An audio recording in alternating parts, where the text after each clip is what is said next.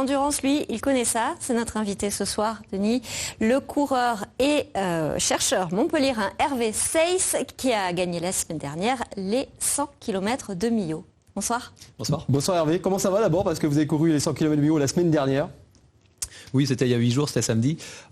Écoutez, relativement bien. Bon, déjà, j'ai pas fait du tout d'activité physique cette semaine. Et puis, je dois dire que le massage après la course aide beaucoup pour la récupération. Voilà. Alors, vous avez enfin gagné cette course mythique, les 100 km de Millau, parce que vous couriez après depuis quelques années. On va voir les images. C'est vraiment le Graal pour vous. Oui, exactement. C'est vrai que j'avais fait 10e à ma première participation il y a 5 ans. Ensuite, 5e, 3e, 2e. Et là, il était temps que je passe à autre chose. Et je suis content, effectivement, d'avoir remporté la course. Alors oui, on voit les images ici. C'est vrai que... D'ailleurs, ça me permet de remercier au passage mes accompagnateurs à vélo parce que on les aperçoit un peu. Là, je suis en train de dépasser Michael Bosch, qui est un énorme champion. Je suis très flatté de l'avoir battu. Des accompagnateurs à vélo qui nous permettent de nous alimenter de façon régulière pendant la course et de ne pas dépendre uniquement des tables de ravitaillement fournies par l'organisation. Vous avez un petit côté Forrest Gump là, non, vous ne trouvez pas? Oui, un petit peu. Alors déjà, moi je déteste me voir à la télé parce que j'aime pas du tout ma foulée, elle est très rasante, très économique, c'est très pratique, mais alors c'est pas beau à voir, moi j'aime pas me voir à la télé. Enfin, c'est pas beau à voir, il fait quand même 7h26, c'est ça pour les 100 km, ça, oui. 13,5 km/h. À peu près, voilà. Ça parle ça aux coureurs à pied, sur 100 km, sur une course aussi difficile?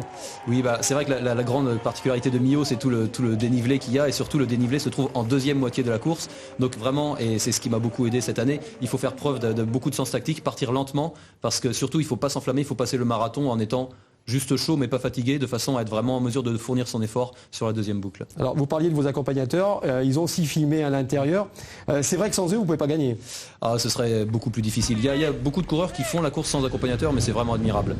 Moi je dois dire que grâce à eux, donc je me sens, voilà, là c'est les images filmées par mon pote Jean-Christophe qui me suivait à vélo, je me sens épaulé, et rien que pour l'aspect mental, sentir toujours une présence rassurante à ses côtés. En plus, dès qu'on veut quoi que ce soit à manger, à boire, ils sont là pour le donner. En plus, je suis un peu maniaque, j'aime bien avoir ma musique dans l'ordre que je veux pendant la course, et eux ils connaissent mes goûts, ils savent jouer ma musique au bon moment. C'est vrai que c'est une aide, oui. Vous êtes aussi chercheur au CNRS en biologie moléculaire, métier, oui. Rien à voir, c'est aux antipodes de la course à pied. C'est votre bouffée d'oxygène, la course à pied?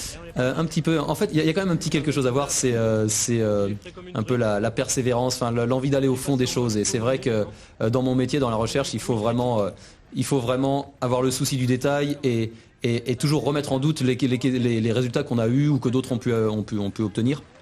Et c'est vrai que c'est vraiment un travail qui exige beaucoup de patience et beaucoup d'abnégation. Finalement, l'entraînement pour le 100 km, c'est un petit peu la même chose. Pas si loin que ça, finalement. Voilà. Et cette année, finalement, vous avez gagné parce que vous êtes moins entraîné?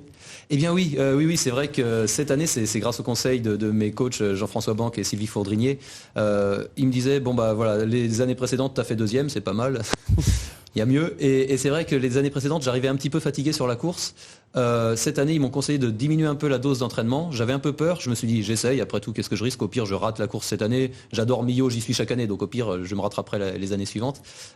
Et effectivement, ça s'est beaucoup mieux passé cette année. J'ai été en mesure de tenir mon allure jusqu'à la fin de la course. Donc grâce à eux, j'ai pu mettre en œuvre la tactique que j'avais imaginée. Sinon, d'habitude, j'avais plus les moyens physiques en fin de course de la mettre en œuvre. Donc c'est vraiment là, je leur dois énormément, oui.